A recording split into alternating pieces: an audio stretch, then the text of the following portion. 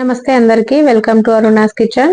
ఈరోజు చాలా simple and healthy tasty breakfast రెసిపీలో ఇన్స్టెంట్ గా సోరకాయ దోశ ఎలా చేయాలో దీని కాంబినేషన్ లోనే ఒక మంచి టేస్టీ పల్లీల చట్నీ రెసిపీ చేసి చూపిస్తాను. సోరకాయ అనగానే చాలా మంది తినడానికి ఇష్టపడరు కదా, అలాంటి వాళ్ళకి ఈ రెసిపీ చేసి పెడితే తప్పకుండా నచ్చుతుంది. చాలా టేస్టీగా ఉంటుంది. ముందుగా నేను దీనికోసం ఒక బౌల్ రైస్ బియ్యం తీసుకున్నాను. మీరు ఏ రైస్ అయినా తీసుకోవచ్చు. నేను ఈ రెసిపీ మొత్తం బియ్యంతోనే చేస్తున్నాను అనమాట. మినపప్పు యాడ్ చేయట్లేదు.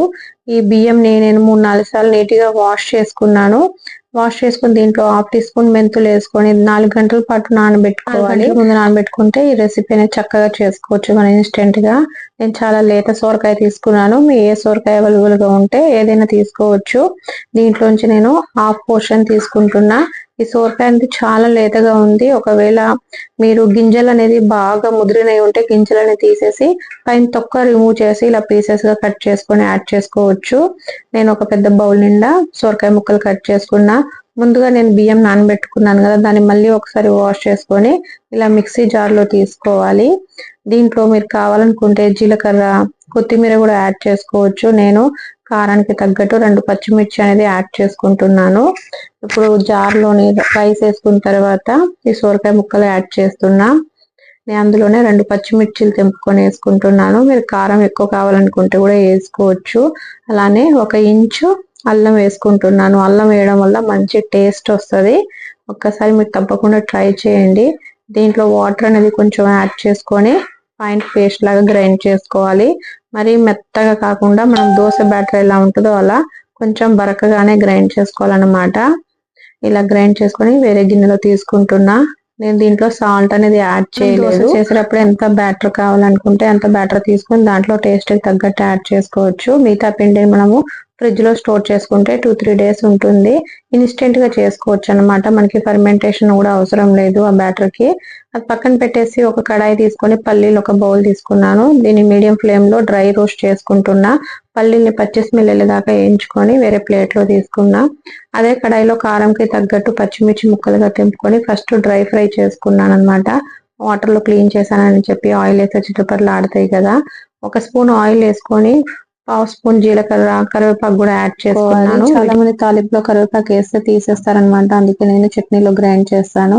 ఇలా వేసి గ్రైండ్ చేయడం వల్ల చట్నీ టేస్ట్ తో పాటు మనం కరివేపాకు తిన్నట్టు ఉంటది. వీటన్నిటిని మిక్సీ జార్ లో వేసుకొని మనం ఫ్రై చేసుకున్న పచ్చిమిర్చి, కరివేపాకు, జీలకర్ర కూడా వేసుకున్నా. టేస్ట్ కి తగ్గట్టు ఉప్పు, అందులోనే 1 వెల్లుల్లి రెబ్బ వేసుకున్నాను. మీరు కావాలనుకుంటే కొంచెం చిన్న అల్లం ముక్క కూడా వేసుకోవచ్చు. వీటిని కొంచెం వాటర్ యాడ్ చేసుకుంటూ ఫైన్ పేస్ట్ లాగా గ్రైండ్ చేసుకోవాలి. చూసారు కదా, మన చట్నీ అనేది రెడీ అయిపోయింది. ఇప్పుడు మనం వేరే బౌల్లో తీసుకొని దీన్ని తాలింపు వేసుకుందాము. చాలా సింపుల్ గా చేసుకోవచ్చు టేస్టీ చట్నీ. కారం కారంగా చట్నీ చాలా బాగుంటది. ఇప్పుడు దీని తాలింపు కోసం 1/2 స్పూన్ ఆయిల్ అదే కడాయిలో వేసుకొని పోపు దినుసులు అనమాట, శనగపప్పు, మినపప్పు, ఆవాలు, జీలకర్ర వేసుకొని కొంచెం చిటపటలాడేదాకా వేసుకొని దీంట్లోనే చిన్న వెండు మిరపకాయలు, కొంచెం కరివేపాకు వేసుకొని మూత పెట్టుకున్నాను. ఆయిల్ అనేది పైకి వస్తుంది అని చెప్పి ఇలా ఫ్రై చేసుకున్న తర్వాత మనం తాలింపు వేసుకుంటే చాలా సింపుల్ గా పల్లీల చట్నీ రెడీ అయిపోతుంది. కారం కారంగా ఇలా వేయించుకున్న పోపు దినుసులని చట్నీ పైన వేసుకుంటున్నాను. చూసారు కదా చట్నీ ఎంత సింపుల్ గా రెడీ అయిపోయిందో మంది. చాలా బాగుంటది టేస్టీగా దోశల్లో గానీ ఇడ్లీల్లో గానీ. ఇప్పుడు మనము దోశ చేసుకుందాము. నేను వేరే బౌల్లో దోశ మనకి ఎంత కావాలంత క్వాంటిటీలో నేను 2 గరిటెలు వేసుకొని టేస్ట్ తగ్గట్టు ఉప్పు వేసుకున్నా. దీంట్లో కొంచెమే వాటర్ అనేది యాడ్ చేసుకోవాలన్నమాట. మన దోశ బ్యాటర్ ఎలా కావాలో అలా, మరీ పలుచగా కాకుండా మరీ థిక్గా కాకుండా ఇలాగనే కలుపుకోవాలన్నమాట. వీడియోలో చూపిస్తున్న విధంగా ఈ థిక్నెస్ లో ఉంటే సరిపోతుంది. మనం దీంట్లో ఓన్లీ బియ్యమే వేసినాం కాబట్టి బ్యాటర్ కన్సిస్టెన్సీ ఇలా ఉండాలన్నమాట.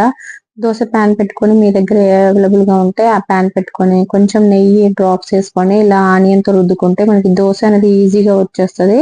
1 గరిట పిండి వేసుకొని స్ప్రెడ్ చేసుకోవాలన్నమాట. మనకి దోశ చిన్నదా పెద్దదా అనేది మీ ఇష్టంగా చేసుకోవచ్చు. ఇలా మొత్తం స్ప్రెడ్ చేసుకున్న తర్వాత దీనిపైన ఆయిల్ కాకుండా నెయ్యితో రోస్ట్ చేయండి. దోశకి మంచి టేస్ట్ అనేది వస్తుంది అనమాట.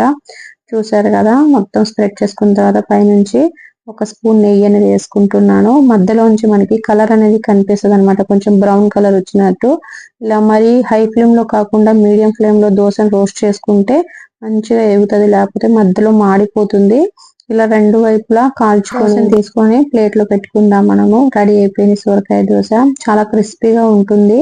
మళ్ళీ ప్యాన్ పైన 1-2 డ్రాప్స్ ఆయిల్ కానీ నెయ్యి కానీ వేసుకొని ఇలా ఆనియన్ తో కొంచెం రబ్ చేసుకొని బ్యాటర్ ఒక గరిట వేసుకొని మళ్ళీ ఈవెన్ గా స్ప్రెడ్ చేసుకోవాలి దోశని.